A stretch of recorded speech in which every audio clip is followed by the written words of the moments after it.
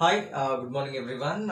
In my two previous videos, I have explained you answers for question number 1 to 10 in one video and question number 11 to 20 in the second video. Now, in this one, I will be explaining question number 21 to 30. So, what is question number 21? What are the objectives of Shyam Prasad Mukherjee Rural Mission? So, Shyam Prasad Mukherjee Rural Mission. Acronym is SPMRM. Now, this concept is related to Rural.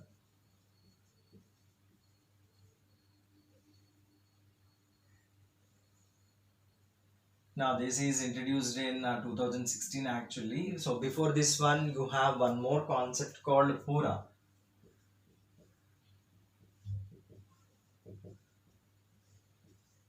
Providing urban amenities in rural areas. Now, Pura is the term coined by none other than the one and only legendary individual APJ Abdul Kalam. So, in India, there is a huge gap between rural areas and urban areas. If you want to divide India in terms of administrative parts, you have urban, you have rural, and again in that one more subcategory is there that tribal areas. For example, if you want to administer or take care of any urban area, municipal corporations and municipalities will be there. For rural areas, panchayats will be there. In that again one more subclassification is there, that is tribal areas. For example, there you will be having ITDs, integrated tribal development authorities. So as you move from urban to these tribal areas, the disparities will increase in terms of health or in terms of education or in terms of infrastructure. So Pura focuses on providing urban amenities in rural areas. That means whatever the facilities the urban people are getting, the rural people also should get the same facilities, through which we can control migrations from villages. If migrations from villages are controlled, then there will be no slums, there will be decrease. Somewhat there will be less impact on increase in slums. So these migrations will cause more problems to urban administration actually. They are completely unidentified people. You cannot control the crime rate. Maybe there is a possibility of increase in crime rate. So with these migrations from rural areas to urban areas, so many problems are there. So to stop all such things, Pura has been designed. Now this is the brainchild of APJ Abdul Kalam. Now Pura has been replaced with this one in 2016. Here they have designed a concept based on clusters. Now each cluster is made up of 15 to 20 villages containing population 30 lakhs to 40 lakhs. Now focus on my words. In SPMRM, you have cluster concept. You have clusters, like in organic farming you have organic clusters. Similarly, you have rural clusters. Each cluster is of 15 to 20 villages comprising of 30 lakh to 40 lakh population. And initially they focused on 300 clusters. As this concept started achieving success, Niti Aayog has increased the number of clusters to 1000. So that is all about this program. SPMRM, Shyam Prasad Mukherjee Rural Mission. It is basically, its form is Pura, providing urban amenities in rural areas. Its form has been changed into SPMRM in 2016. From then onwards, they are focusing on cluster concept, taking group of villagers and increasing the facilities, infrastructure development, etc., etc., etc. And initially they focused on 300 clusters. Now the Niti Aayog, based on the success in these 300 clusters, they increased the number to 1000. So that is all about question number 21. Now what is question number 22? What is actually Atma Nirbhar Bharat Abhiyan?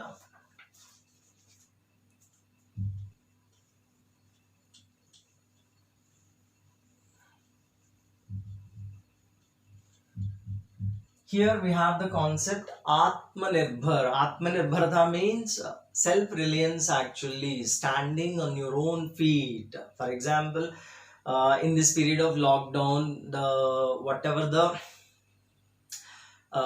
working community is there, whether you take agriculture labor or industrial workers, technically, so everyone, each and every individual has suffered a lot in terms of earnings, actually. So this Atmanirbharta concept, self-reliance concept, so whatever the project name is there, Atmanirbhar Bharat Abhiyan, is nothing but making Indians self-reliance. So a certain amount has been infused into the market, so which is going to be focused on primary sector, secondary sector, and tertiary sector, actually. So whatever the 20 lakhs amount is there, 20 lakh crores amount is there, it is has been, you can say that in the, by using the word infused, you can say that it is being dumped into the economy. It's being thrown into the economy like that to help out the people, to support the people, those who are in SME segments and MSME segments, those who are in agriculture, those who are in service sector,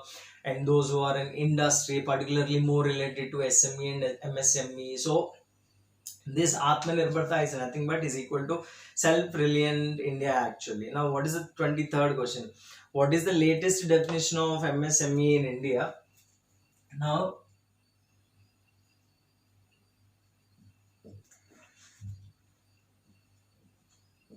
in terms of UPSC Civil Services Exam 2020, this SME concept and MSME concept are going to play very vital role with respect to prelims and mains also. So here 23rd question I am leaving up to the students only. Please focus on this concept of your own. Try to learn something related to SME and MSME, the new definitions given to them by the government of India in this crucial crisis of not only Indian economy, entire world economy is in crisis, actually. So I am leaving the only 23rd question to you. Please keep work on this one. And what is 24th question? It is related to minimum support price. So 24th question, MSP and FRP. Now this is minimum support price. This is fair and remunerative price. This is exclusively related to sugarcane. And here you have 22 crops. So now this data is based on June 2nd 2020 data, so it's a very latest data. Under MSP, minimum support price, we have 22 crops. Under fair and remunerative price, you have only sugarcane. Now here, two organizations are very important, two bodies are very important. One body is Commission for Agricultural Costs and Prices, and the second body is Cabinet Committee on Economic Affairs. So whatever the minimum support price is there, the price is advised, the price is suggested by CECP, and the MSP is finalized by CCEA. So whenever you have this minimum support price concept, the advisory body is Commission for Agricultural Costs and Prices, and the decision making body is Cabinet Committee on Economic Affairs. So again I am going for the 24th question. How many crops are given MSP and how many are given FRP? Only one is given FRP and 22 are given MSP. And what is the 25th question? What is Bharatiya Prakritik Krishi Paddhati Yojana? The name is a very big one, but the answer is very simple. It deals with zero budget natural farming. Now, At certain period of time, everyone is going to look after high yielding varieties, nothing but green revolution. After that, the mindset has been changed towards genetically modified organisms, the bt varieties and ht varieties. Bt variety means bacillus thuringiensis, and ht variety means herbicide tolerant varieties. Then they moved to organic farming. Now the hot topic is natural farming, and thanks to Masanobu Fukuoka, the great Japanese, you can call him a scientist, you can call him a social entrepreneur, you can call him a farmer. He is having many names associated with himself, the Masanobu Fukuoka. You can call him as a father of natural farming actually. So what is the whatever the concept is there, Bharatiya Prakritik Krishi Paddhati Yojana is going to deal with zero budget natural farming actually. So the entire concept is related to zero budget natural farming. Remember, there is a difference between organic farming and natural farming. Natural farming, they use seed balls. Seed balls means the seed will be put in a clay and they'll be preserved for generations and generations, like seed banks. And in natural farming, you can go for integrated pest management, and you can go for integrated farm systems, and no use of chemicals. For example, in organic farming, there are up to 35 chemicals are there which are allowed. Actually, if you go to the purest form of purest definition of organic farming, strictly no synthetic chemical has to be used. But in organic farming, we will be using hydrogen peroxide, and a number of alcohols we are using, and as a fungicide we are using copper sulfate. And you have this foliar spray bt in organic farming. So you cannot say that organic farming is completely devoid of synthetic chemicals. For example, in traditional farming, there are more than 900 chemicals which are being used, but in organic farming, only 35 are used. When it is the case of traditional farming, 900 up to 900 various chemicals are being used. When it is the case of organic farming, only 35. So when it is the case of natural farming, nothing like that. So there is a difference between organic farming and natural farming. So it is also a very hot topic with respect to 2020 prelims and mains also. And 26th question is, how many biosphere reserves are there in India? My suggestion is, please go through the map. 18 biosphere reserves are there in India. And 27th question is, what is a red dwarf star? Red dwarf star means it is a cute little cool star. That's all. It is a very little one, and it is a cute little. If you want to accept into your mind, it's a cute little cool star. That's all. And 28th question is, what is the reason behind locust attack in northern India? There's a very beautiful concept related to ecology. Now focus on this locust concept. The problem is, this period is the breeding period of locusts. So they are in their breeding period. Now the winds, whatever the Amphan cyclone is there, that Amphan cyclone has brought these locust swamps. Each swamp of locust contains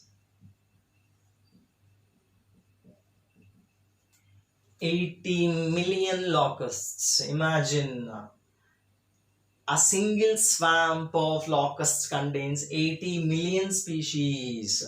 Actually, it is the number varies, 50 million to 80 million actually. So these locusts are somewhat dangerous to whatever the agricultural produce is there, and thankfully the harvesting period has been done already. So there will be not that much impact because of these locusts. But in this question, I am focusing only on what are the reasons behind the locusts arrival into India. One reason is Amphan winds. The second reason is, this is the period where they breed actually, the breeding period, and uneven rainfall. So unnatural rainfall is there. It's not a natural rainfall. So number of reasons are there, and westerly is also one more reason for the arrival of locusts into India. So In short, there are three reasons. One is Amphion. Two, it is the breeding period of this species. And the third is westerlies actually. So there is a possibility of this thing because locust, you can name them as invasive species because they are not native to India. They have to travel a long distance, and in one day they travel 150 kilometers. So if they are traveling for 10 days, they'll be covering 1500 kilometers. If they are traveling for 20 days, they are going to travel from Kanyakumari to Kashmir because it is 3000 kilometers per day. They are going to travel 150 kilometers, and in 20 days they can they start in Kanyakumari on day 1. On 20th day they will be in Jammu and Kashmir. So done. So locust is important in terms of geography because we have Amphion, westerlies, and the rainy season. And in ecology point of view, you can call them as invasive species or alien species. And in one more context, you can name them as vermin also, on the basis of Section 62 of Wildlife Protection Act 1962. And in Schedule 5, you have this vermin concept.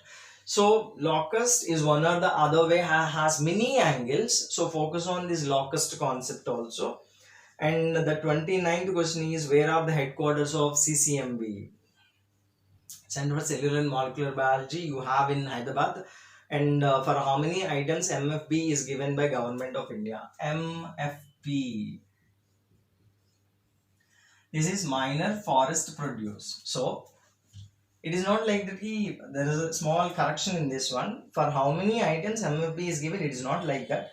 For how many MFP items MSP is given, there is a small change in this question. For how many MFP items MSP is given, minor forest produce and minimum support price.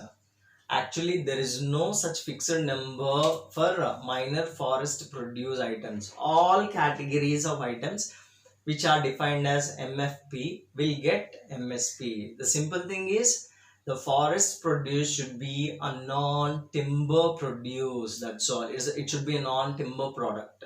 So for all things, MSP is given. So I have explained it very clearly. There is no number for items. So that is the question number 30th one. So from 21 to 30, I have explained all questions. In my next video, I will explain you question number 31 to 40. And wait a minute. So from 21 to 30, I'll give you the important ones with respect to prelims and mains. Question number 21 is very important because it is related to Shyam Prasad Mukherjee name, legendary politician.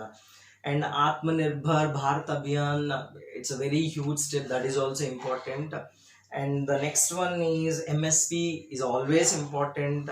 And 28th one related to locusts is important, and the 30th one related to minor forest produce is very important because with respect to minor forest produce, the government of India has taken very recently more steps. So they are providing primary processing centers there itself where they are collecting minor forest produce.